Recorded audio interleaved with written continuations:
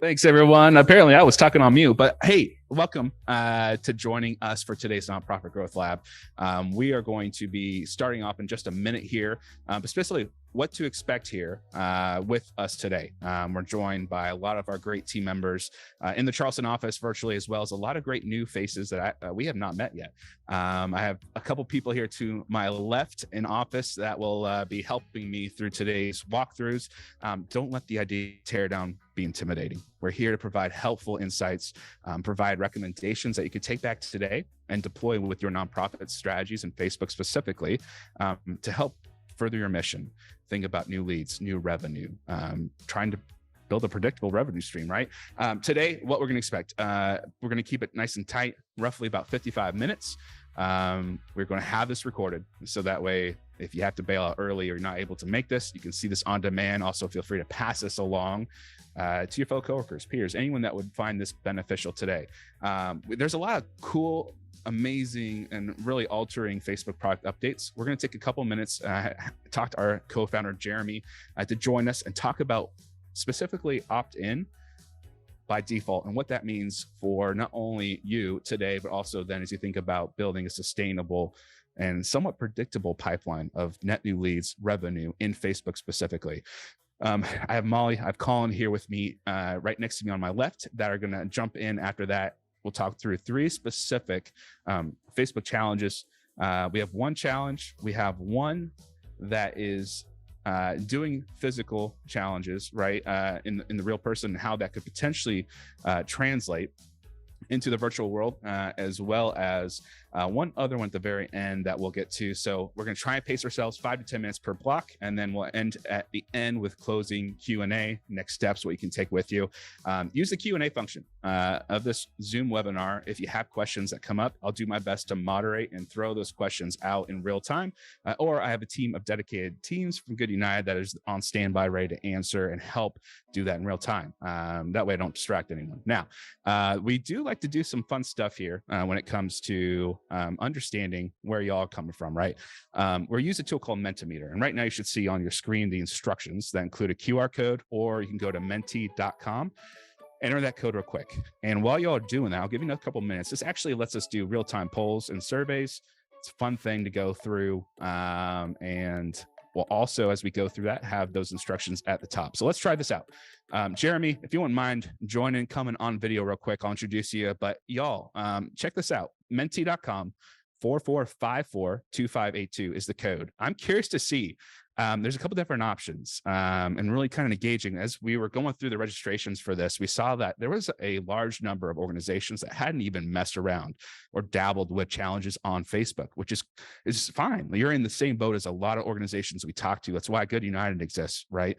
But I'm curious to see of who's joining us today. And it looks like, thankfully, this tool is working. I'm really stoked on this. You can see it's pretty like a little bit of dabbling, a lot of new to the game, which is great, right? We're here to provide insight and understanding of what it's going to take to get that up and running, what you can expect in terms of resources and time spent to get this thing up and running, and then set proper expectations, understanding what you should be measuring success for, right? There's a lot of different variations of what that may look like for y'all, as well as time spent. I know it's a lot of big things. Also, take it from us, we are not perfect. We've seen a lot of things. We've experimented a lot, and that'll be something you hear a lot as I bring on Molly and Colin. And we've failed a lot. But what's most important to us is we pivoted. We learn from our mistakes, and that's some part of our DNA here. And we really take that to our partnerships with our nonprofit partners. So it looks like a good amount of new to the game. I'm excited for this. Jeremy, welcome to today. And this webinar. Thanks for jumping on specifically. Welcome, I guess. And there's a lot of great things that just came out from Meta within the last week, and Facebook in terms of giving tools specifically. I could talk to it, but you have the sauce. You've been doing this for how many years now? We're 3 years into this, I think. Sounds about right. Sounds good. I'm going to give the 10-second countdown on this slide here. And then Jeremy, I came on board in May after talking with you and Nick, our co-founder. I couldn't not pass up the opportunity to join the team and really help to understand not only the nonprofit market in terms of what Good United does, more specifically, just the vast expanse of untapped potential that Facebook and giving tools on Facebook specifically provides nonprofits. It's very easy to turn on. We'll talk about what you need to do at the tail end of this in order to in the game, if you will, if you're not already.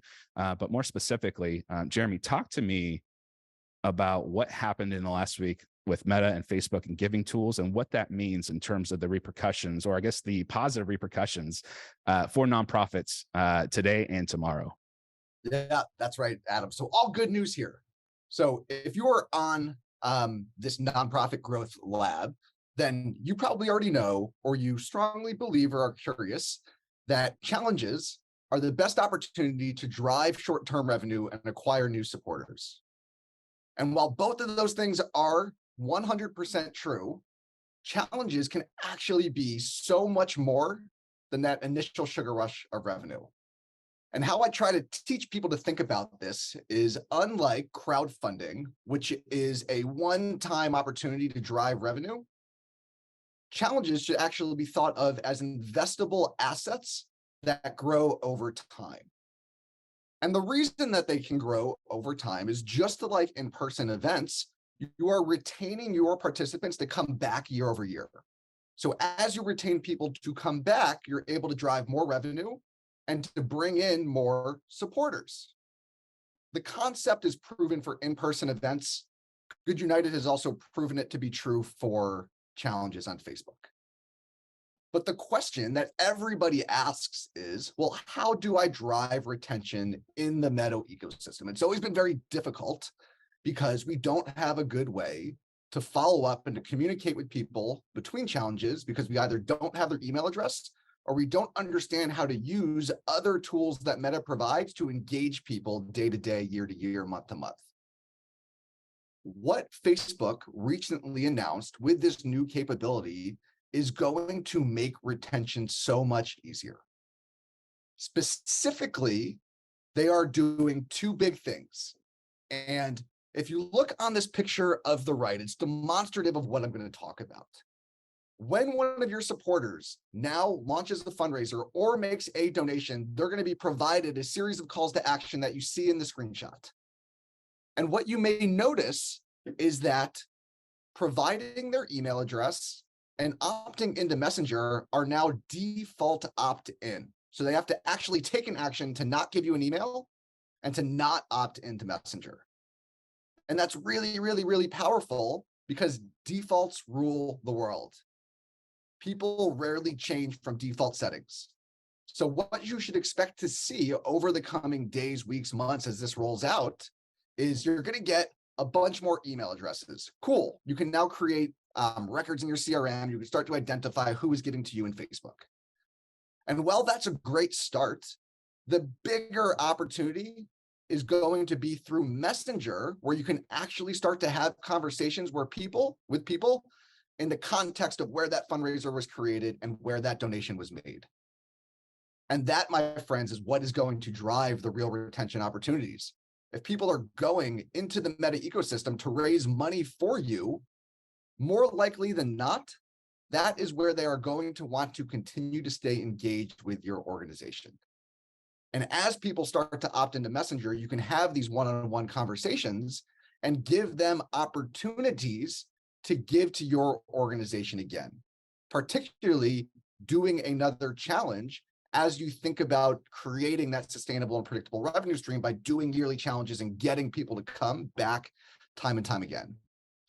So I couldn't be more excited for this opportunity. We at Good United truly believe that the power to creating that repeatable and sustainable revenue stream in Meta is through one-to-one conversational messaging, particularly in Messenger. And with this announcement, it's going to be a massive accelerator to unlocking that opportunity to future-proof your organization. So I'm pumped. Thank you for giving me this opportunity to share the good news with all of you. And now let's get to the good stuff for the challenge breakdowns. Perfect. Thanks so much, Jeremy. I think I would be remiss if I didn't call this out specifically. So to piggyback on what Jeremy said, right? A lot of people or a lot of organizations I know we specifically talking to over the, since I've been here for 6 months and well beyond that, right? It's maybe seen as like a one and done type of thing, where it's this magic piggy bank that you could flip on, do a challenge, get your sugar rush, as Jeremy calls it, of revenue, new leads, flip it off, and then come back to it again. To be frank, like now that doesn't mean really much of anything anymore with this news, right?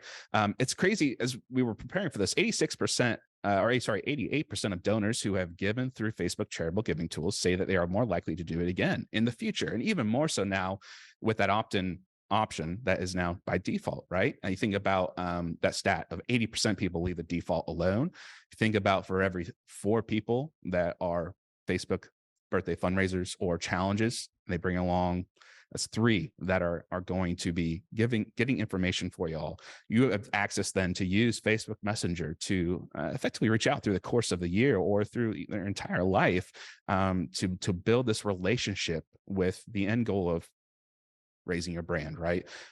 Helping to build relationships. That's what we're about here.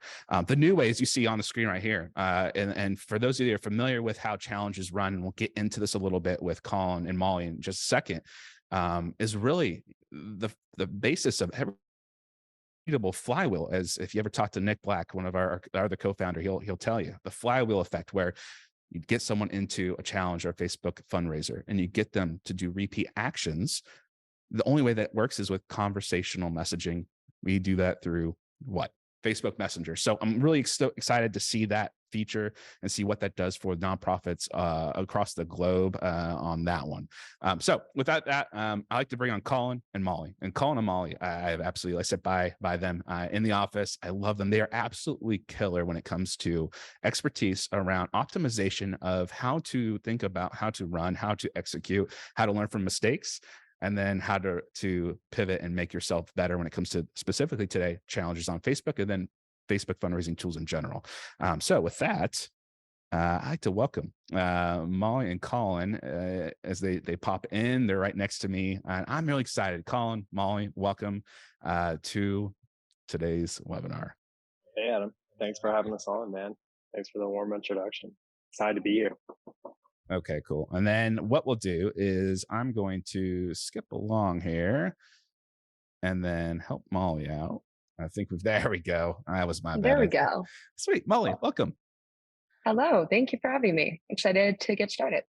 Perfect. And so y'all, as we get going, so many new people are new to this idea of challenges here based on what we're seeing that poll to begin with.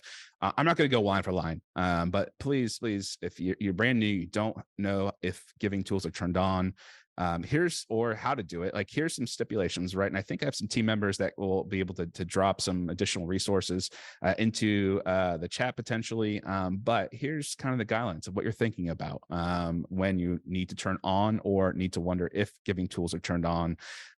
So we'll provide this again as a follow-up for y'all, but specifically being based in US, Puerto Rico, and certain countries in Europe right now is a key one, as well as the 501c3 designation.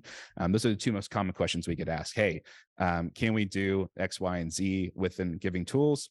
Check these boxes and let's go, right? And then Facebook does a great job at providing resources on how to walk you through how to sign that up in that process too as well. And so with that being said, I'm going to kick it over. Molly and Colin, we've got 3 specific organizations that submitted this for really, we say Teardown lovingly, but to write love on TWLAHA, if I get that mouthful right, to write love on our arms is something I've been supporting for years on years. Well before Good United, I came over here, right? And it's a widely known organization. And something that as they submitted and we were looking, we were like, there's a lot of great opportunity and a lot of almost instant on positivity that could be brought along. So we couldn't help ourselves but to pass this up. And if we can get some screen share here, specifically, let's bring up that Facebook page. And guys, as we were talking about this yesterday and prepping for this, like, what are some of the immediate things? I know 1.4 million followers on their Facebook page today. And I know they had a recent, almost like a do-it-yourself or DIY challenge that could have done a little better, right? Let's talk about that. Let's talk about the impact the brand may have or could have. And let's walk this through and how we can help them do a little bit more and a little bit more, probably a lot more too, of some of the recommendations that we're about to walk through. Molly, what pops out to you immediately from the get-go? Yeah, I think immediately, obviously, the huge number of followers. So obviously, the brand awareness is there. And there's a lot of supporters that want to take action and want to continue supporting the organization. I think too, for me, you talk about that. I was looking at just their posts. It gets so much interaction. Like to me, it's like, let's go. Let's go. Colin, for you, as we were talking this through, like what stuck out to you from a first initial kind of check down there? Yeah, for me, it's really the mission here. Very compelling and strong, and a lot of different missions work with challenges on Facebook, but in particular, I'm really working to help these people find hope and help. They're struggling with depression, addiction, and self injury. A lot of people are afflicted with that mission, and to be able to support an organization like to Write Love on Our Arms is extremely compelling. Okay, sweet. And then I have Lindsay who's helping me out with screen sharing. Lindsay, if we can go all the way back up to this page, I think what we want to do is let's go jump to the fundraisers tab. If we can log in real quick and take a peek. And so as we get that open, another thing too, good old two-factor authentication, keeping us safe. Another thing too is we talked about how, especially now with the 80% like standard opt-in, right? And just the amplification of a message. What from the DIY kind of they just did, I think it ended up having what 20 some odd people that invested or contributed to that. But you think about that 1.4 million, like what are we thinking about in terms of how can we help them take it to another level and start to think about even the basics. A lot of organizations knew, like, how do we get people funneled into these challenges, and then how do we amplify that for almost a viral effect? Yeah, so challenges in general start at the top of the funnel. So with challenges, it is a very large funnel. So what you need to nail, especially when working with a new organization and one with so much brand awareness, is what is the right fit in terms of activity type and activity goal. With that, you use demographic information. So you have demographics obviously available for your group or your page. Um, we use that directionally, but we also use a lot of historical data. So we've been working with organizations across every vertical with challenges, and that provides us with a wealth of data and actually tells us that certain demographics within verticals actually perform better with certain activity types.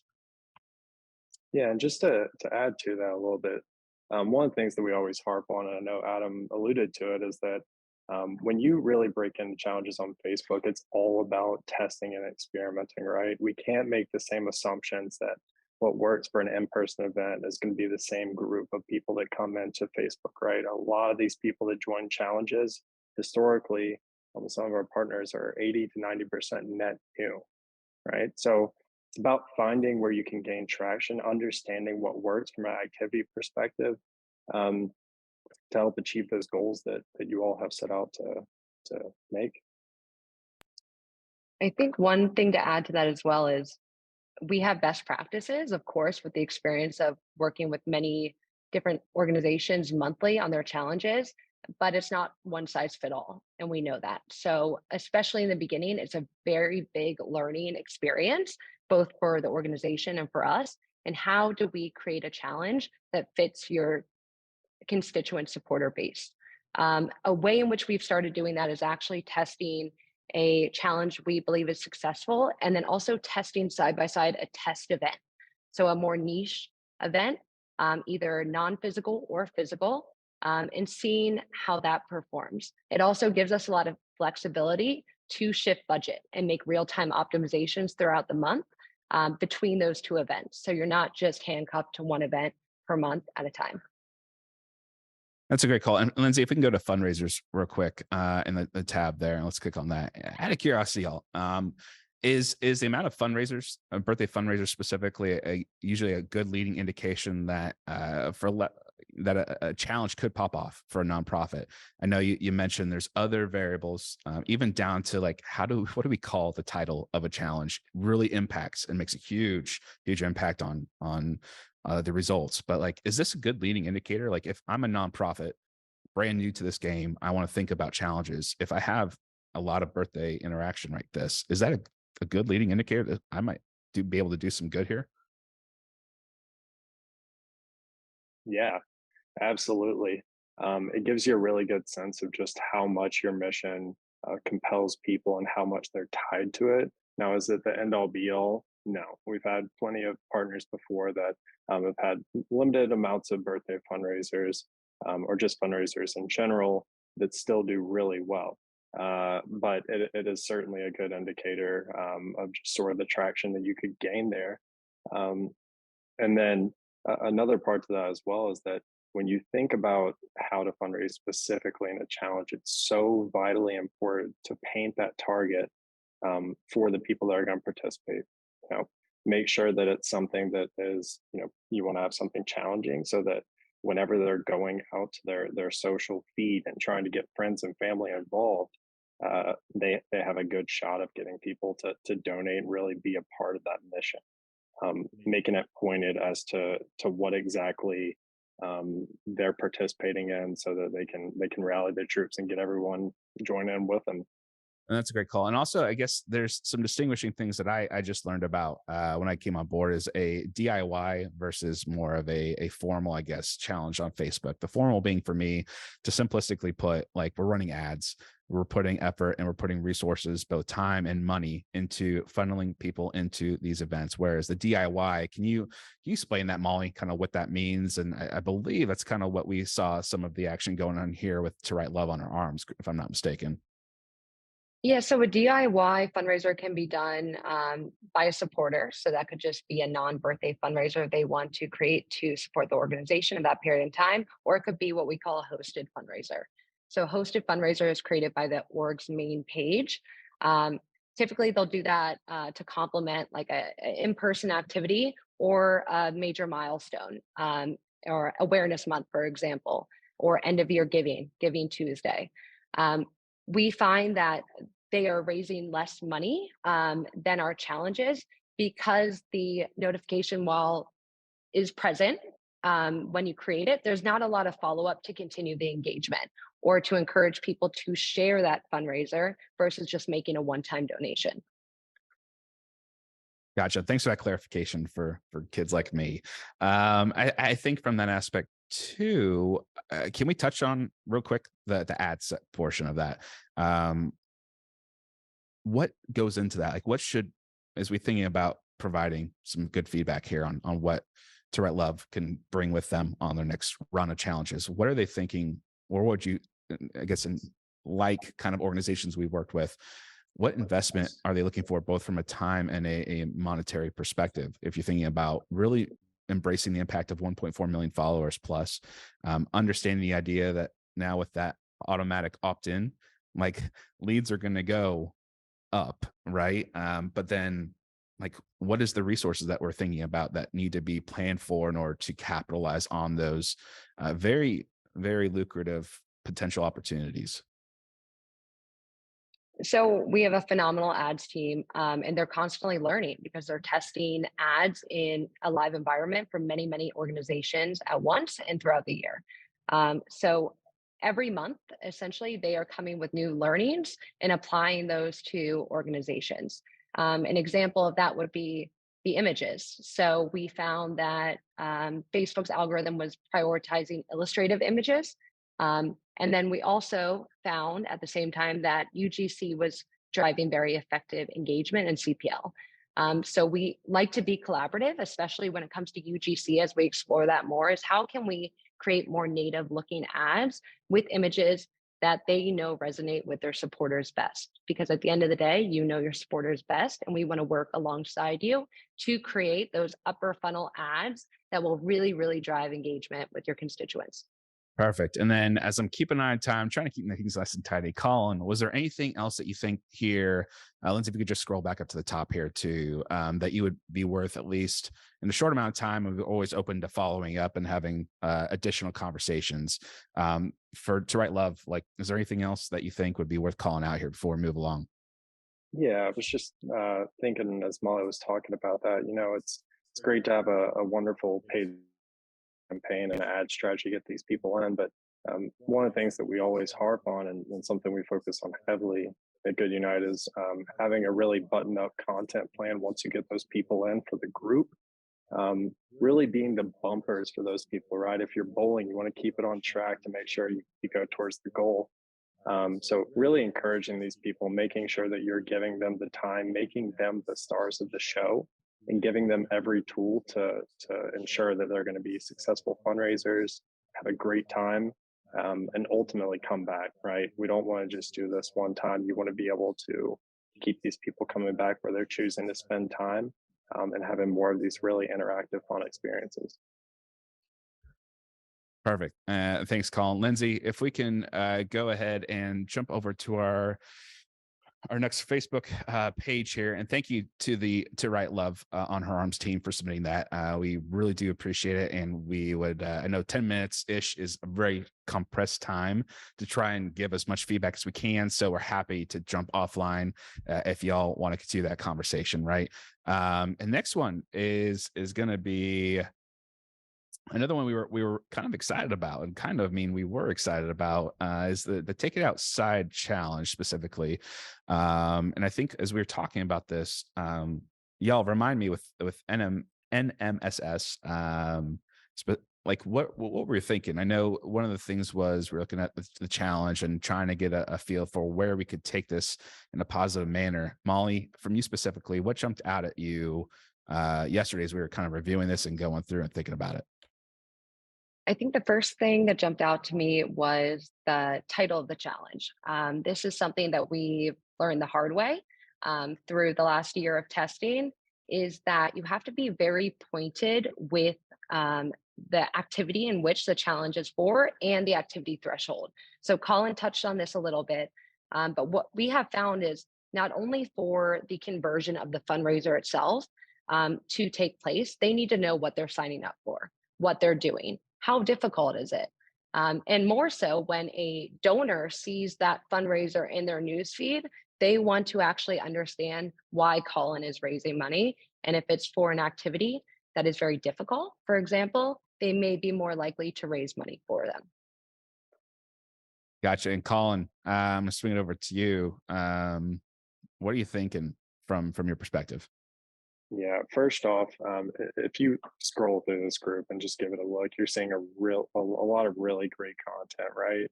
People sharing different images about what they're doing outside and all these fun activities. But we've seen this a lot on our side. There are certain people that get into these groups sometimes, and sometimes the best intentions are not had, and they'll come in and try to solicit a little bit for their own gain for whatever reason. And it's really important, going back to what we were talking about earlier about community management, is that keep a good eye out for that. Try to rein those people in if we can, but if not, just making sure that we kind of have control over that so that we can keep the rest of the group happy, focused, and really there for what they came in for. And it can be hard sometimes when you have over 2,000 people in a group. That is a ton of people, and people spend a lot of hours online. So to do that can be monumental at times, but really just keeping that very healthy organic feel to it, and keeping the eyes on the prize is so critically important. That's a great point. That's not something that could be easily automated. So that, yeah, factor that in. Like if you're planning on doing some self-hosted challenges and with the associated groups, like if you're brand new to it, that's something you need to factor in. Do you have the people that are available or have time bandwidth to make sure they're on top of that, right? As unfortunate it is, it happens within the community groups. I know we have a great team here that helps us with that.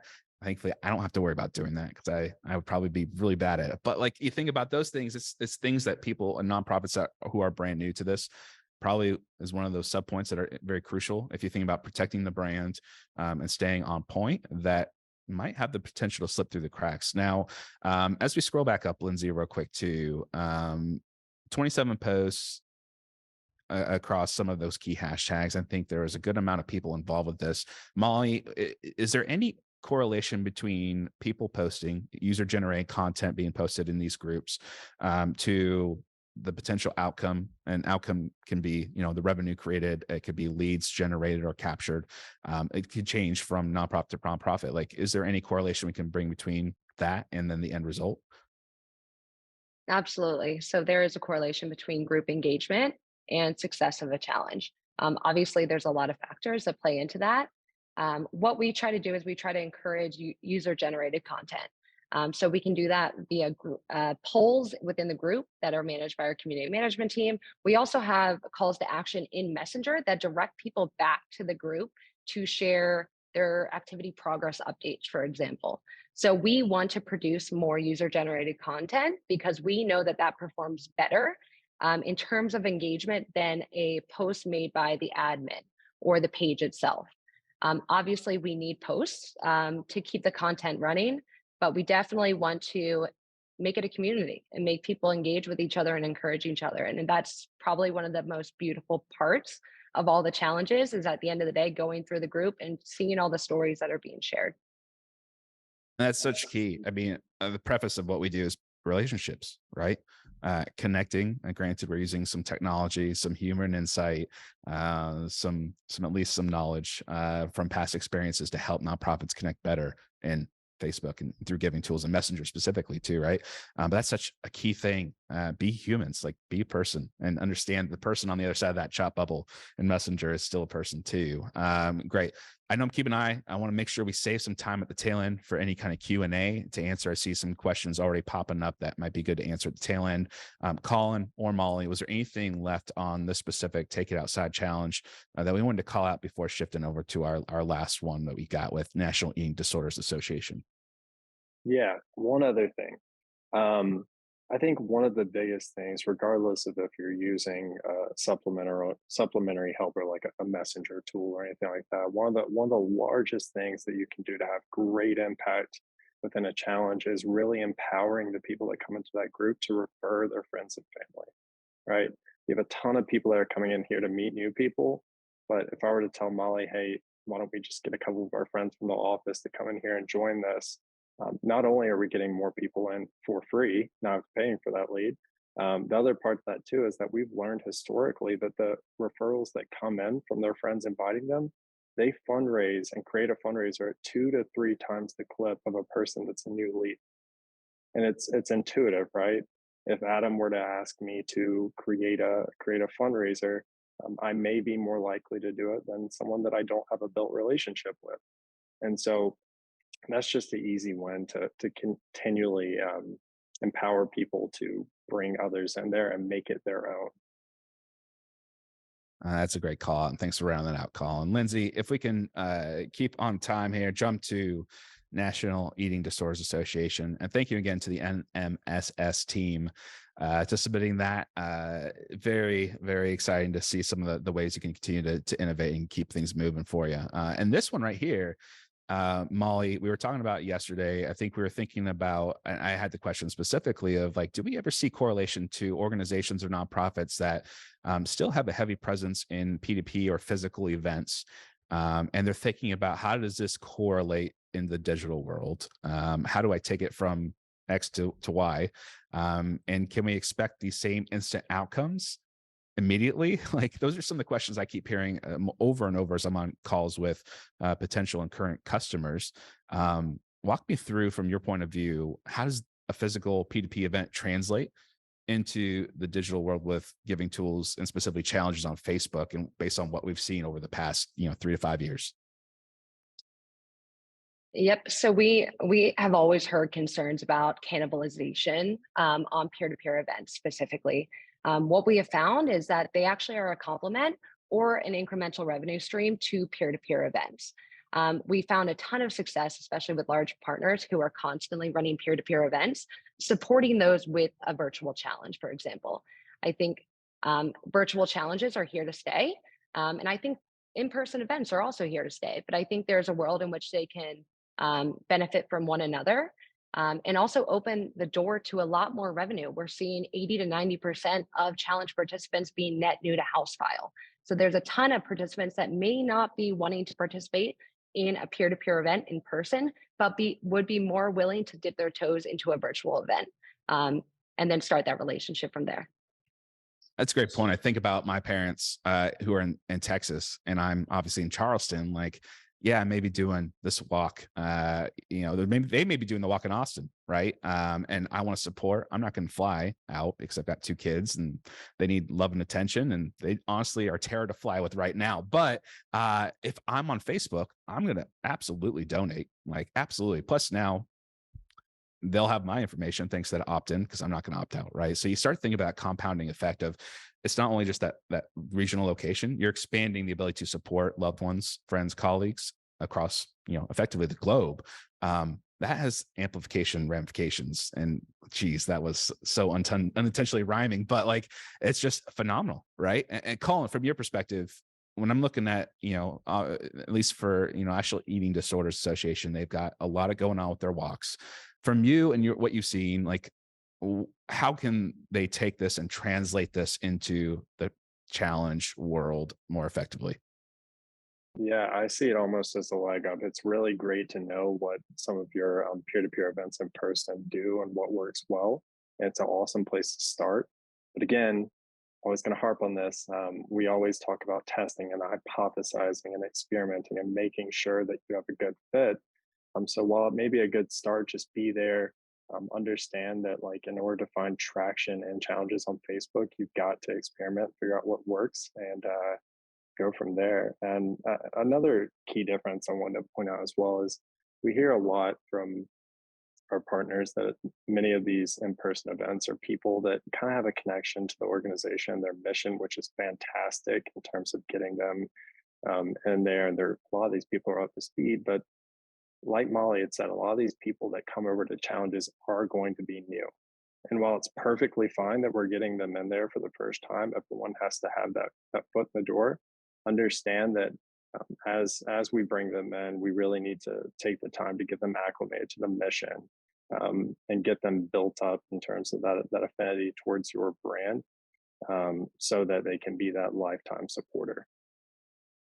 That's a great point. And then if I'm the National Eating Disorders Association team, like, what are some of the things that I could take and think about and start to sketch out and plan for that I'm going to need to try and be as successful as I can in what I would argue is a supplemental or we'll say a ride along challenge to help support those physical P2P walk events? I'm looking at the screen right here.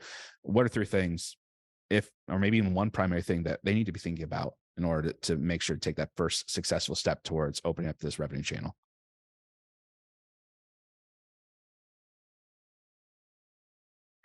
I think the first thing to think about is, do you want to complement this? So did you see so much success from this type of event, for example, a walk, that you feel it would be complementary to run a challenge alongside?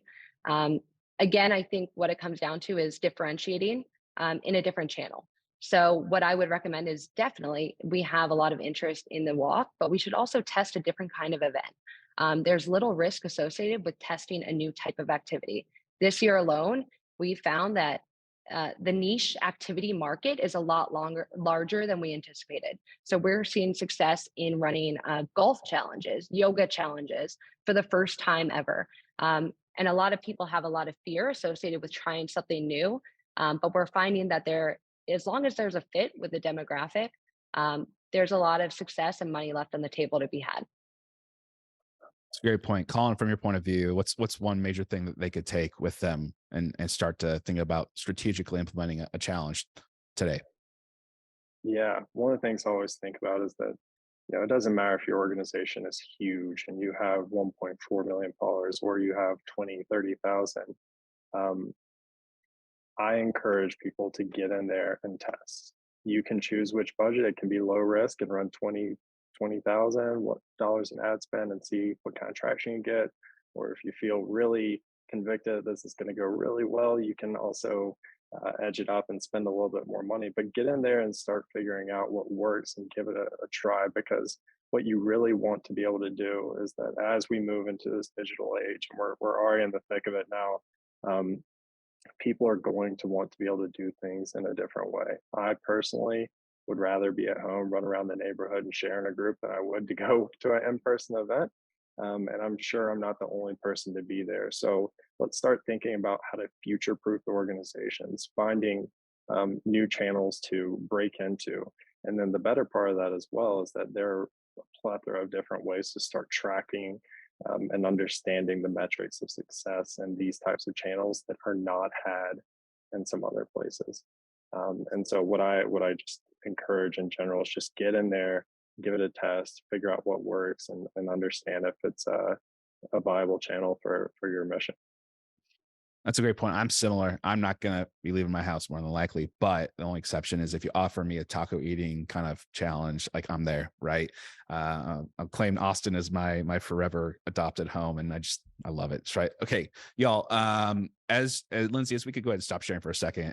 So as we think about a lot of positives, like it's not all sunshine and not all sparkles all the time. I know that we pride ourselves on holding near and dear the idea of testing and iterative testing and testing some more as part of our core DNA. And you have to have that mentality to be successful in challenges. I know the biggest thing that we've seen organizations that are successful and see success over an extended period amount of time are the ones that don't treat it as that flip on, flip off switch. They understand there's going to be anywhere between 1 to 6 months of testing to see where the right fit is for their challenges, where the market is, the demographics. We haven't even touched on the analytics piece of like, what are you doing with the information that you pull out of those supporters that sign up for challenges and fundraisers? How are you using that to then interact throughout the course of the year through Facebook Messenger to help make sure that you're not just showing up saying, hey, give us some $20 and then you're gone for another 6 months till the next challenge, right? There's a lot of nuances. What have we learned? What's the biggest learn over the last 6 to 12 months that maybe one from each of you that we didn't quite make it, but we pivoted and we learned a lot of valuable lessons? I'll go first. So we've had so many learnings. Constantly, they're still happening today. Essentially, one that we found really critical was more so upper funnel. So when someone clicks an ad, um, that's one piece. So we then direct them to the group. What we found is that joining the group isn't as intuitive as you would think. What often happens is people come to the group and maybe see a group description and click on the first link they see in the group description and don't actually join the group. And that results in a huge drop off in what we call group conversion. So since learning and consolidating that data, what we've been optimizing towards is group conversion. So we want to make it as intuitive as possible for someone to come from a lead form to the group, join the group, so that they're present not only in the community, but we have more attempts or shots on goal to convert them into fundraisers or to get them into Messenger. We've seen a lot of success in driving group conversion up just by updating the group description itself. One thing, though, always to be cognizant about is when you make a slight change that you think is going to help one KPI, you see another KPI fall off. So, an example of that is when we prioritize joining the group, we saw a massive decline in Messenger opt in, which obviously is a huge concern for us because we want to get your supporters in channel so you can communicate with them after the challenge is over and beyond. So we are again optimizing towards how do we not have competing calls to action, because we know that multiple calls to action actually drive overall engagement down, but not sacrifice opt-in. Yeah, and that's great. From my end, one of the things that I'm always reminded of in every test, it's very easy to chase a KPI for the sake of chasing a KPI. There's a lot of really good benefits. It could increase funds raised. It could increase your fundraiser conversion. But one of the things I'm always reminded of is that first and foremost, focus on the user experience, right? Don't over inundate them just trying to get them to take an action that you desire, because maybe it's just not the right time in that moment. Maybe it can happen later on. So really being cognizant of that. And it's something that we're always learning and reminded of to really create these journeys that are impactful, and it places that supporter on a pedestal above all else because they are the stars of the show. If we don't treat it that way, then it turns out these people don't really take the action that we would like. So focusing on the supporter first is the most important thing you can possibly do. Every decision should be made in that light. No, that's great insight. I know we could probably go on for a while on things we've learned and even the micro tweaks, even the smallest of things you think placement of a the or a specific word can cause some real havoc. Lindsay, if we could bring up the Mentimeter slide here. I'm curious, and we had a really great question pop up just now. I'm going to start my countdown timer. I'm going to give you all a minute to go populate this. The question was obviously revenue is crucial and will always remain our primary measurement of success. But what do you have what are your other recommendations of things you all should consider when thinking about what does success look like for challenges on Facebook? And y'all can let me open up the voting real quick and we're going to go. And so Molly, I'll go with you first, Colin next. Molly, what are some of the things that organizations should be thinking about or measuring? And I know this is a little nuanced, right? Because ROAS or return on ad spend is not the end all. ROI is not the end all. It could be very different based on your nonprofit size and the goals and objectives. I know new leads is a big one, increasing your house file with net new leads, which I know you probably got some stats in your back pocket off that just demonstrate the value of Facebook and giving tools as a channel from that aspect. But what should we think about if I'm a nonprofit coming into this and trying to figure out what other things are indicators of success? Well, it all ties to your business objective for the year or for the next 5 years. So we hear different objectives. Definitely, I would say neck and neck with ROI and new leads. So we have strategic goals and recommendations to help them achieve that. But it is very, very important off the bat when we start working together to identify how do you measure success? Obviously, we want to get you both. That's a huge priority for us. But at times, especially for newer organizations who say want new leads as a primary KPI, a strategy would be have a lower barrier to entry challenge that can drive people into the funnel at a lower CPL. If your intention is ROI and ROAS, it would be having a high barrier to entry challenge, which may drive less leads, but will drive you a higher average value and more efficiency against your ad dollars. So we have experienced both, and we have a lot of experience for orgs of all size. And how do we kind of maximize against their primary objectives? Yeah, I don't really know how to follow that off of Molly. That is literally the perfect summation of how you should really look at it. It's all going to vary from org to org. But one thing that I do want to point out, and I think that this kind of spans across different partners that we've had in other organizations, is that, pulling off a challenge takes a lot of time and resources, and we want to be able to create a really great environment and experience for these people, but we also need to be able to get some dollars in there and some action had in order to make this a viable channel. So with that being said, I would always say to keep an eye on how many people you're getting in the group that convert to creating a fundraiser. So if you have 1,000 people in a group, and let's say you get 10% of those people to create a fundraiser, that's 100 fundraisers. That's a lot of people to be able to get in there and help direct into how to be successful and make it something that is really exciting for the person to be able to raise a ton of money for a mission they care about. But it's really, really exciting for the organization because they're getting some good funds from this. So in addition to everything Molly said, I think that's one of the KPIs that I'm always keyed in on. No, those are great calls. And I think there's such a wide variance of expectations. Like if my ROI is 1,000%, as a more traditional background, mine is enterprise marketing, like I'm getting promoted to CMO, right? And it's not necessarily one-to-one here, right? Molly, if I'm thinking about this, what's a good baseline expectation? And this is, again, can be different and probably has a lot of variance. If I'm thinking about that first 6 months, there's a lot of new to this potentially. organizations on this call and this webinar, like, what am I thinking as like, what is a benchmark? What is okay to gun for? And then as we incrementally get better, like, what should I be thinking about from that perspective?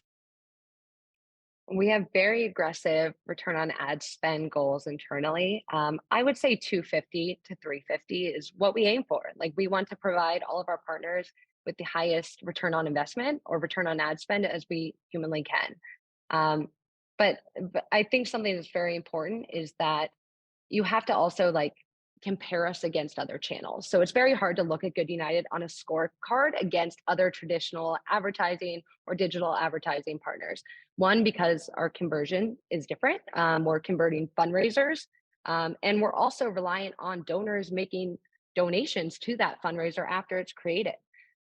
So in general, I believe that the ROI and ROAS are very important to us internally and to you all. What we find is there are slim teams on a lot of nonprofits. And what we want to provide is we want to provide that lift to pull this off and also help you understand that while ROI bakes into fees associated, such as ad spend, incentive, and whatnot, you're honestly saving a lot of resources as well. So thinking about the time you're saving from your volunteers and your employees also should be baked into like that ROI conversion that you're seeing. Perfect. I promised us we'd keep on time here. We've got about 7 minutes. So I do want to open the floor up here, and you can submit it through the Q&A of Zoom. I've seen a lot of good questions roll through there. Some of those which we'll take offline. Some of them I'll be happy to answer right here. I believe I saw one that asked, hey, when are those meta updates going to be available for at least to consume? To answer that, we'll have a blog post that'll be going up either tonight or early tomorrow morning on our blog, on our website, goodunited.io. You can check that out, grab that, send it along. It's going to do a recap of not only the opt-in updates, but there's also a few excellent updates in terms of some of the analytics and some of actually the automation of thanking birthday fundraisers, which we didn't touch on today, but is a really cool feature because if you think about having to thank every single birthday fundraiser by hand on a keyboard, like I don't know anyone who wants to spend 3 hours, let alone 40 hours a week trying to keep that up. So that's another cool feature. We'll call that out in tomorrow's blog post. Molly and Colin, as you're cruising through, I see my team picking up and helping us out to answering and having some good interactions and chats through there as well. Is there anything that you want to call out too? And then I'll keep an eye on anything that comes through our slide here. Anything that stands up to you that we want to knock out real quick before we close things out today? I'm scrolling. I see the pandemic question here. I'm looking specifically through, I believe it's Steve's question here. The end is really the thing that I keep on hearing, and my counterpart Neil, who's on this call too, hears is some virtual programs have declined since the peak in the pandemic. Do you really think virtual is going to surpass in person? I'll take my marketing background stab at it, then I'll let Molly and Colin jump in. I don't know if it's surpassing as much as it's an additional channel. It's an additional lever.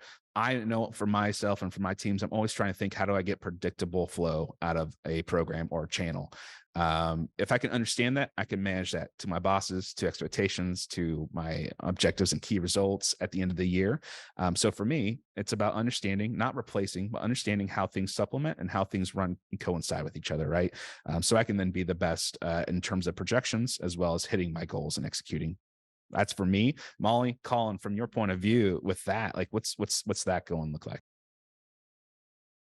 Yeah, I think from my point of view, it's really that you want to be able to broaden your offering, right? There's a lot of people out there that just simply don't want to be around hundreds, thousands of people in person, but that doesn't mean that they shouldn't be able to get connected. And so while challenges on Facebook are relatively new compared to in person, especially, and there's still a lot of question marks up in the air as far as like, how will this trend in terms of will it explode, will it take over? There's still a lot of things left out on the table. But to me, it's all about just giving the offering and the opportunity for people to get involved in different ways and different ecosystems and having that there for them to get involved. That's a great point. I think what I keep hearing in our office too is we can't expect that physical events that have taken 25 years to cultivate and grow and get to the point where they're at now, for that just to be matched by a challenge on Facebook in 3 months. It's just not going to happen. And we'll be the first to tell you that if it does, then you're a unicorn, right? You've got something going on. You need to go play the lotto. And that's okay. It takes time to build and to understand a channel, let alone get it to the point where it's producing great value. Molly, a great question just came in from Ashley. How many challenges do y'all recommend a year? If an org was big enough, could a challenge every month be possible? Or would that be, is what I keep seeing everyone concerned about, oversaturation? Like, there's some strategy that comes into this. Can you walk us through what that would look like and some of the variables that might contribute to how many should we do as a nonprofit throughout the course of the year? Absolutely. So there's ongoing strategy that is specific to each organization. So every organization is different, and it's not like the largest ones with 2 million followers get a special or different strategy plan than the others. What's very important is that when it comes to saturation of the market, a big piece of that is ad spend. So obviously, if you are running a large amount of ad spend monthly, you may see saturation. But in order to combat that, what we're doing is we're trying to differentiate the events we're running. So like I mentioned before, is how do we continue to run a repeat event? So bring back people from last October and reactivate them for a second annual challenge, but also test a golfing challenge or a yoga challenge, and allow for fluidity of those budgets so that you can obviously maintain or grow your year over year revenue, but also test out a new activity and drive a new market and a new audience into a channel that you can then again repeat the following year. So it's very specific. That was a roundabout way of saying I can't give a recommendation on if month over month is right for you or if quarterly is right for you. But testing in the first 6 months will definitely give us those results to be able to make those recommendations on what fits your organization best.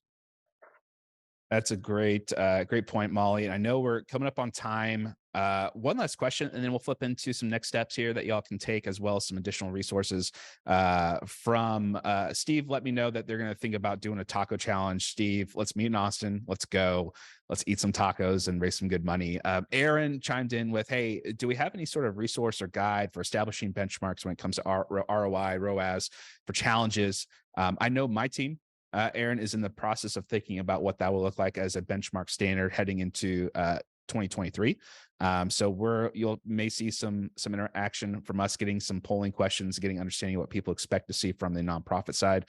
Colin, Molly, and my team, who's on the call, not on the webcam, I think we may have some resources that are sprinkled there. Nothing pulled into like a benchmarks yet formally, but that should be coming very shortly. You can always feel free to jump on a call with us. I see Cassie from our team too, who talks to a lot of people who are interested in working with us on the call. She's a great resource and a wealth of knowledge when it comes to baseline expectations and understanding what new programs should be expecting in that first 1 to 6 months of that trial and error, that testing phase, as well as once you get things figured out and start to ramp, what that potentially upswing could look like. All right, I'm going to keep things on much as I want to spend another hour talking to that. Y'all, thank you for hanging out with us. 2 things before we all let you go. Trevor Project is a fantastic nonprofit that we've had the privilege of working with. This amazing case study was produced in collaboration between our 2 teams over the last couple of months. I couldn't be more thrilled to see the outcomes. And Molly and Colin, it kind of took us off guard, but how successful this was. Again, a great example of you never know how successful you can be and giving tools until you go do the dang thing, right? This is going to be available for you to grab. We'll send this out post-event, so you can take a read through. I think the thing that sits out most is that 30x of the initial projection, which I know y'all were involved with that. It's absolutely crazy. We were so ecstatic in the office to see such a great cause pop off so quickly, and they're doing great things with their challenge they're running as a follow-up. And next thing too, you think about what we can do to continue to help educate. We have a virtual event set aside in November. We don't have a date yet, but we're aiming for early November. We actually are combining forces with the actual Meta team to talk about some of those features. We had Jeremy jump on in depth. I believe there's some demos that are going to be brought to the table, some open discussion. I wrangled in both of our co-founders for that, and I'll be hosting. I'm super excited about this. If we could drop the link, Lindsay, into the chat for everyone, go register for that. Another free thing, similar thing like this, very open. Nick and Jeremy together are an absolute treat. Some of my favorite people to listen to, and just let them help download into my brain. I'm excited for that. So that'll be forthcoming. Details as you sign up will be released as we nail down some sort of time and date specifically before Thanksgiving, because I'm going to be too busy smoking my turkey and trying to look out for that taco challenge. All right, y'all. Molly, Colin, any last thoughts on things before we sign off here? No, I think that's all. Thank you all for joining. We really enjoyed this. Yeah, thank you all very much. It was great to come here and talk and get into the weeds of challenges. Cool. And behind of all of the Good United team here, both remotely and in office with me, Lindsay, thank you for running the slides for me, and the team in Charleston office. Thanks for providing support and interactivity. Thank you so much. We look forward to seeing you again early November. Social media fundraising, as we know, is changing, covering those Meta updates, especially with the Meta team and our team here. Have a great rest of the day, and we'll talk to you and see y'all soon.